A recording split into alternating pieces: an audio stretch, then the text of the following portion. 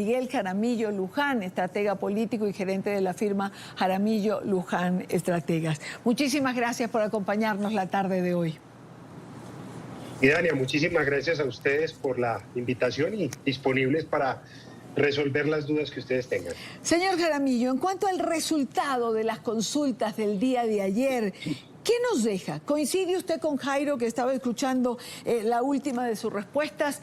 ¿Define o queda definido, digamos, para una primera vuelta electoral, a pesar de que sean 10 candidatos a esta hora, digamos que la realidad nos empuja a pensar que esos dos candidatos pudieran, o son Gustavo Petro por un lado y Federico Gutiérrez por el otro, con la renuncia sobre todo de Óscar Iván Zuluaga en la tarde de hoy? A mí me parece que todos los candidatos, o al menos hay 5 que son viables. Ese tema de que solamente hay 2 viables me parece que es totalmente un error.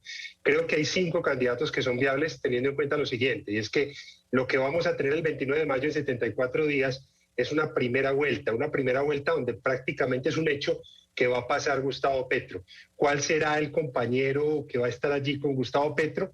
Eso lo tienen que definir los otros candidatos. Hoy el uribismo y el Centro Democrático, que son totalmente distintas, no son lo mismo además, tienen, digamos, un candidato, se llama Federico Gutiérrez, pero incluso Federico Gutiérrez no suma toda la simpatía del Centro Democrático ni de todo el uribismo, así se demostró ayer. Eso por un lado. De otro lado, decir que el 70% de los escaños en el Senado y el 65% de los escaños en Cámara Baja, aunque el Senado es más representativo, lo tienen 5 partidos. En un lote, como en el ciclismo, no hay ningún tipo de favoritismo. Y vale la pena señalar que el pacto histórico no es un partido, es una coalición donde hay demasiadas diferencias, demasiadas dificultades, demasiados roces, sea de derecha o de izquierda el nuevo presidente de Colombia, entendiendo y reconociendo que hoy hay una alta probabilidad de que Gustavo Petro lo sea, ese presidente tendrá que entrar a negociar para tener una coalición.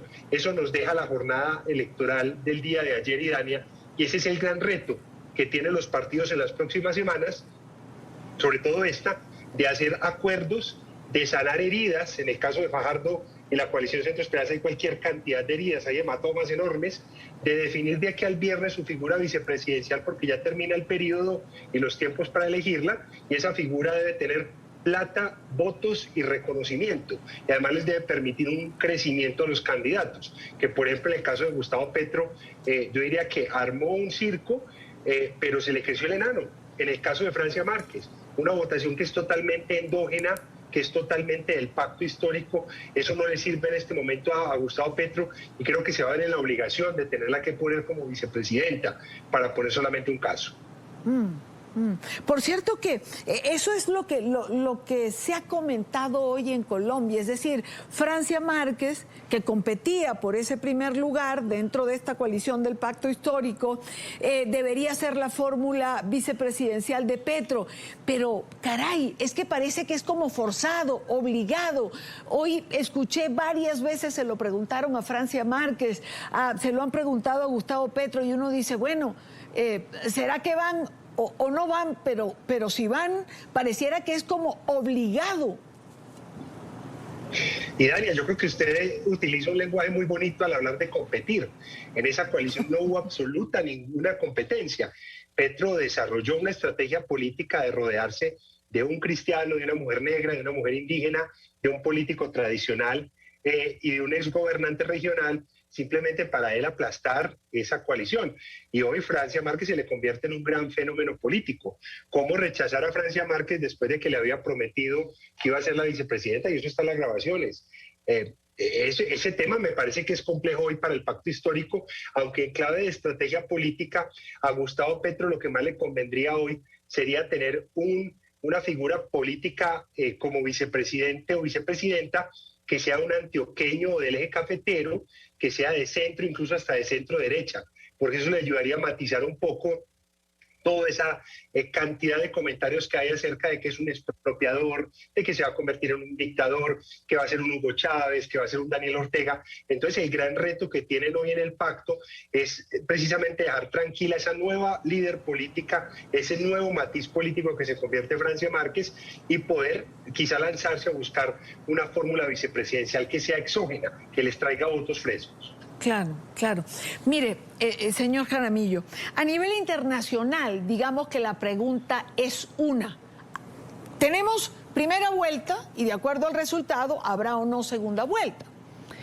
Pero a nivel internacional la pregunta es, ¿todo está dicho para Petro? Es decir, uno escuchaba a Gustavo Petro ayer en la noche y pensaba que ya estaba todo listo para ir directo al Palacio de Nariño. ¿Está todo dicho para Petro? Es decir, ¿ya es ganador?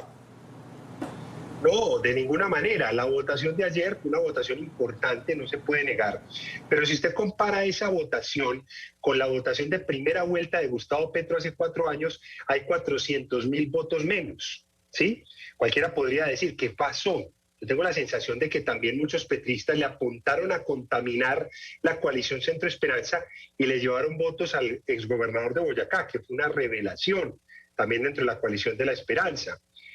Pero es claro hoy que Petro tiene un enorme favoritismo, pero lograr la mitad más uno de los votos en primera vuelta significaría una cantidad de votos que él en este momento no tiene. Yo creería que la alta diseminación de candidatos, lo que ocurrió con Federico Gutiérrez, la rápida adhesión del Centro Democrático, plantean que hay un rival, digamos, directo ya graduado, que es Federico Gutiérrez, por ser la contraparte en un escenario de polarización, que aparece también la figura de Fajardo recogiendo el centro, y que cuando veamos las encuestas seguramente vamos a ver un poquito más repartidos los números. Claro, ir a una segunda vuelta, y les pido una respuesta corta, ya estoy sobre el tiempo, pero ir a una segunda vuelta presidencial, es decir, Gustavo Petro no ganando esa primera vuelta, ¿es ya complicarse la vida para lo que él ya da por hecho que es ganar la presidencia de Colombia, señor Jaramillo? Sí, definitivamente lo que más le conviene a Gustavo Petro es ganar en primera vuelta. Lo que más le conviene es, de una u otra manera, captar personas inconformes del Centro Esperanza, tratar de buscar al Partido Liberal, que ya se han estado coqueteando, buscar una fuerte figura vicepresidencial. Si Petro va a segunda vuelta, se junta el odio contra Petro y a favor de Petro, y allí pues digamos que cualquier cosa puede ocurrir. Y Colombia es un país tradicionalmente de derecha, de centro y de derecha. Eso no se nos puede olvidar. Jairo, te hago la misma pregunta. Para Gustavo Petro, ir a una segunda vuelta, ¿ya es complicarse eso que él da por sentado, ocupar la presidencia de la República de Colombia? Por supuesto, Idania, se le complicaría por completo no solamente la estrategia que tiene planteada, sino de manera particular la probabilidad efectiva de llegar a la Casa de Nariño. Todo el esfuerzo, si uno lee entre líneas el discurso de ayer, pero sus últimas intervenciones giran en torno de la necesidad de tener la posibilidad de pasar en primera vuelta, y creo que es muy difícil. La votación de ayer, como decía nuestro compañero, fue importante para Gustavo Petro, pero no suficiente para marcar diferencias en esta primera vuelta electoral. Si vamos a segunda vuelta, las cosas no creo que vayan a ser fáciles para Gustavo Petro. Existen unos sentimientos que generan un nivel de desconfianza muy fuerte, y algunos ciudadanos que llegan y se sientan, o por lo menos están a punto de suscribir el voto correspondiente en la mesa electoral, muchos o algunos pueden preferir un candidato diferente a lo que representa Petro. ¿Cuál tiene que ser el trabajo? Y les pido una respuesta de 1 minuto cada uno. Digamos, de la derecha frente, sobre todo con el argumento de hay que defender la democracia, no podemos perder la libertad.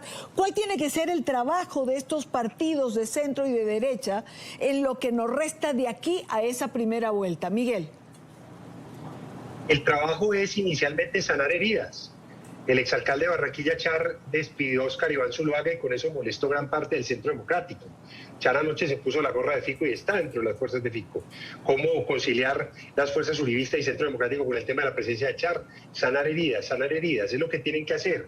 Segundo, buscar una fórmula vicepresidencial que represente Bogotá y el occidente, que son las zonas que son más proclives al tema de izquierda. Ojalá una mujer. ¿cierto? Además por lo que representan muchas veces las fuerzas de derecha frente al tema del machismo y el tema de la no participación femenina. Entonces yo creo que ese es el gran reto en este momento, al menos de aquí al viernes, elegir esa fórmula vicepresidencial, sanar las heridas y, como lo decía ahorita Jairo, pues esta campaña ya será otra en un par de semanas cuando esas fuerzas se hayan configurado, también muy a partir de las nuevas hegemonías que tiene el Congreso colombiano. Claro. Jairo, menos de un minuto tengo. Y Dania, de acuerdo con Miguel, pero solamente le agregaría algo al concepto que acaba de presentar, que lo comparto. Es lo siguiente, quizás de manera de aventurero, yo pensaría que Petro tiene que buscar un candidato de derecha como fórmula vicepresidencial y Fico un candidato de izquierda como fórmula vicepresidencial. Ahí creo que podríamos encontrar un balance completamente diferente, de manera particular a favor de la candidatura de Fico Gutiérrez. No creo que ninguno de los dos haga eso que estás proponiendo, porque creo que, bueno, parte de todo esto es una gran polarización y creo que con el paso de los días tiende a polarizarse aún más. Miguel, Jairo, gracias por acompañarme. Buena tarde para ambos. Feliz tarde. Feliz tarde. Hasta luego. Gracias a los dos. Rápidamente vamos